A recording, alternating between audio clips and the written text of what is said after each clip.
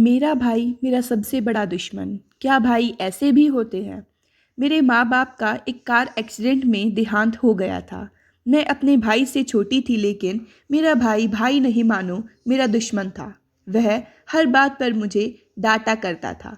मैं जो भी करती उसे गलत ही लगता था। मैं उसकी रोज रोज की झिक और रोक टोक से परेशान हो गई थी।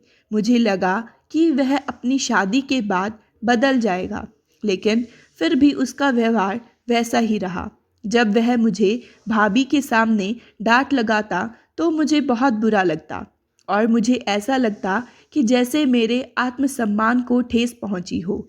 मैं मन ही मन हमेशा यही सोचती रहती कि ना जाने कब पीछा छूटेगा इस शैतान से। जब भाभी का भाई उनसे मिलने आता तो ऐसा लगता कि जैसे वह उनका बड़ा भाई नहीं, पिता हो। वह भाभी से बड़े ही प्यार और विनम्रता से बात करता और भाभी के लिए कुछ ना कुछ उपहार ज़रूर लेकर आता।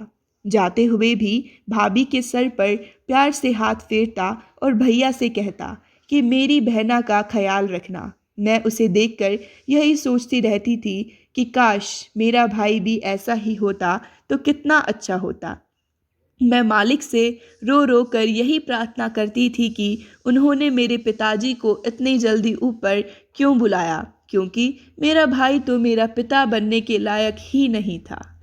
पढ़ाई पूरी होते ही मेरे रिश्ते आने शुरू हो गए और बहुत ही अच्छे घर में मेरा रिश्ता तय हो गया। जब भाई ने मुझे उस रिश्ते के बारे में पूछा तो मैंने झट से हाँ कह दी, क्योंकि मैं बहुत खुश थी कि अब इस भाई से मेरा पीछा छूटेगा। इसके रोज़ रोज़ की चिक चिक मुझे और नहीं सहनी पड़ेगी। शादी की तैयारियां जोर शोर से शुरू हो गई थी। मेरा भाई आगे बढ़ चढ़कर सारे काम करता। उसकी तो सारी काया ही पलट गई थी। मुझे तो अपनी आंखों पर यकीन ही नहीं हो रहा था कि यह मेरा ही भाई है। लेकिन फिर मैंने सोचा यह ज़रूर रिश्तेदारों के सामने दिखावा कर रहा है और यह बताना चाहता है कि यह मेरा कितना ख्याल रखता है, बिल्कुल मेरे पिता की तरह। लेकिन सच्चाई तो मैं ही जानती हूँ। जब मेरी विदाई हो रही थी तो मैं बहुत आश्चर्यचकित रह गई। मेरा भाई तो ऐसे रो रहा था जैसे उसकी कोई प्यारी चीज़ उससे दूर हो रही हो, जैसे मेरी नहीं उसकी बेटी की शादी हो। विदाई हो गई। जैसे तैसे मैंने अपने आप को संभाला। जब मैं शादी के बाद अपने मायके आई तो मुझसे रहा नहीं गया और मैंने भैया से पूछा, भैया मैं आपके कौन से रूप को सच मानूं, जो आप मेरी शादी से पहले थे या जो आप मेरी शादी के बाद हो। मेरे भैया ने मेरा हाथ पकड़कर मुझे अपने पास बिठाया और प्यार से मेरा हाथ पकड़ा और कहा, मेरी प्यारी बहना, मैं मानता हूँ मैंने तेरे साथ बहुत बुरा व्यवहार किया है, लेकिन सच कह रहा हूँ, मैं ऐसा नहीं करना चाहता था। पर मुझे डर था कि तू बिन माँ बाप की बच्ची कहीं मेरे लाड प्यार तुझे बिगाड़ ना दे। मैं जानता हूँ माँ और पिताजी होते तो वे तेरे साथ इतना बुरा बर्ताव नहीं करते, लेकिन मैं इस ज़माने से बहुत डरता था कि आजकल के तौर तरीके, आजकल का फैशन कहीं तुझे बिगाड़ ना दे, तू इसके रंग में ना रंग जाए और कहीं भारतीय संस्कृति से दूर ना हो जाए। मैंने माँ पिताजी से वादा किया था कि मैं तेरा ख्याल रखूंगा और किसी अच्छे घराने में तेरी शादी करूंगा। आज मैंने माँ पापा से किया हुआ वादा पूरा कर लिया है। आज मेरा कर्तव्य पूरा हो गया है। हाँ, एक बात याद रखना, अब तू वही करेगी जो तेरे पति को पसंद हो। आज के बाद एक पिता की तरह मैं तेरा ध्यान रखूंगा।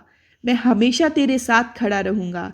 तेरी आंखों में आंसू नहीं आने दूंगा। मेरी प्यारी बहना, मुझे माफ़ कर दे मेरे अब तक के दुर्व्यवहार के लिए।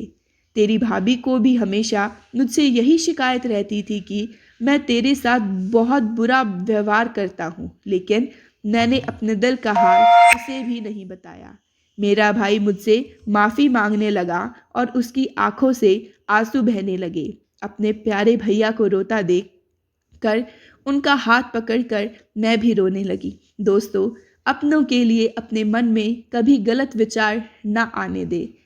कभी अपने मन में उनके लिए गलत फहमी पैदा ना करें। हो सकता है कि हालात के कारण वह आपके साथ थोड़ा कठोर हो गए हों। उनका तरीका भले ही गलत हो, लेकिन इरादा बिल्कुल सही होंगे। मगर कभी-कभी अपने गलतफहमी के कारण हम उन्हें अपने दुश्मन समझने लगते हैं। मैं गलत थी जो यह सोचती थी कि मेरा भाई मेरा सबसे बड़ा दुश्मन है, जबकि उसकी डांट मेरी भलाई के लिए ही होती थी। मेरा भाई ऐसा था क्योंकि उसे मेरी चिंता थी। आज भी जो माँ-बाप अपने बच्चों की गलती पर डांट लगाते हैं, तो बच्चों के मन में अपने माता-पिता के लिए बुराई आ जाती है और बच्चा अपने माता-पिता के त्याग में प्रार्थना को भूल जाता है, जो वह अपने बच्चों के लिए करते हैं। लेकिन मैं बच्चों से यही कहना चाहूँगी, एक समय के लिए रुक जाओ और सोचो, तो आप यह समझ पाओगे कि आपके माता-पिता की रोक तो सिर्फ़ और सिर्फ़ आपकी भलाई के लिए ही है। उन्हें गलत ना समझो और ना ही अपने मन में उनके लिए कोई गलत विचार लाओ।